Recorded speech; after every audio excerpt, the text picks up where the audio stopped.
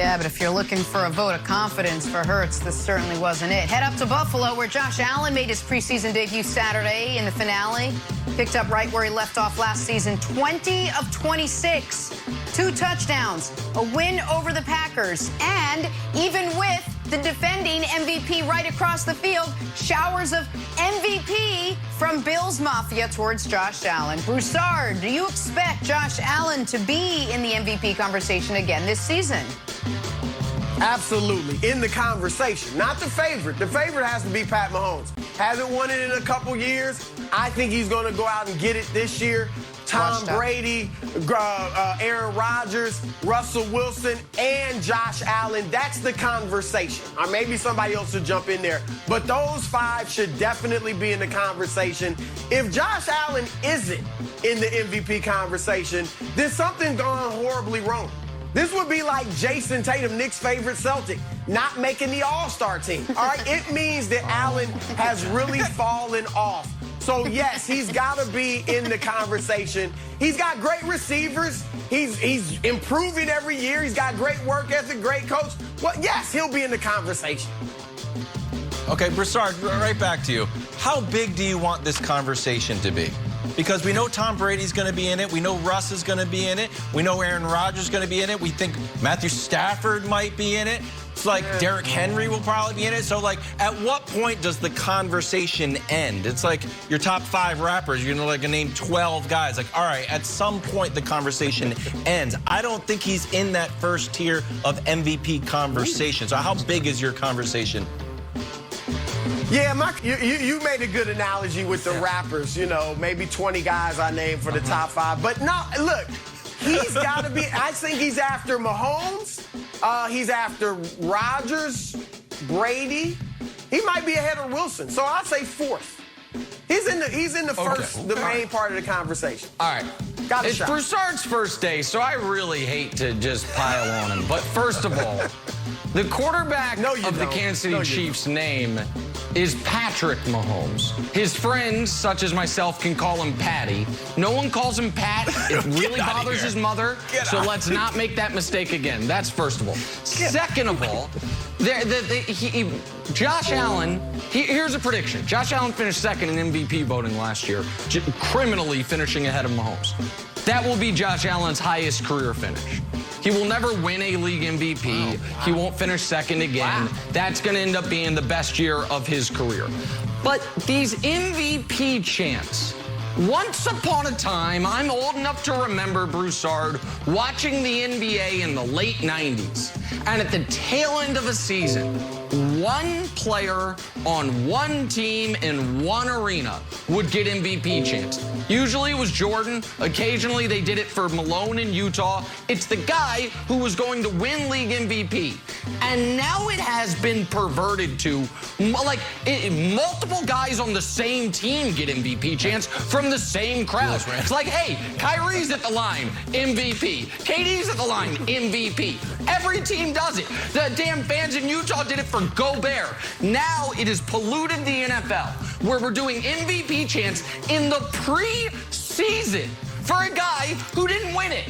Like, we got the MVP chant used to be a cool thing. Now it's like, oh, okay, if you don't get one, if you're the best, if damn Anthony Edwards doesn't get an MVP chant from fans in Minnesota this year, it's like, oh, things are in rough shape for Anthony Edwards. Nobody even chanted MVP. I hate it. It used to be prestigious. Here's what I do.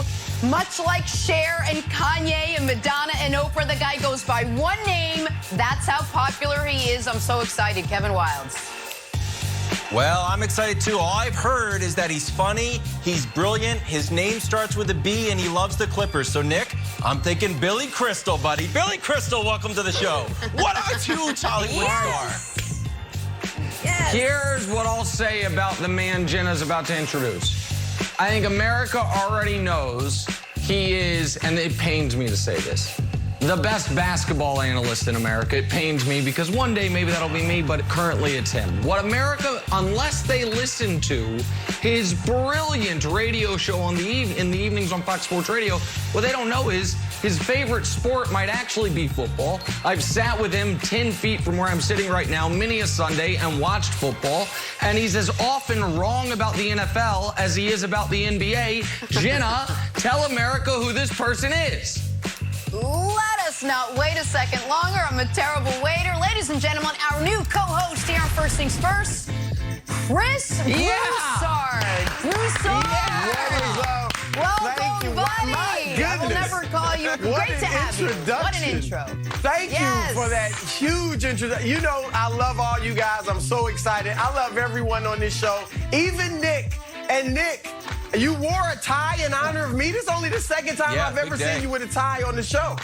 I love it. Thank you. I'm going to, listen, and I'm going to make a deal before we get started. I'm going to wear a tie every day until you defeat me in a debate. So, Wilds, it's going to be ties for life for your old buddy Nick Wright, it looks like. But as soon as it happens, we'll go back to no ties, Jenna.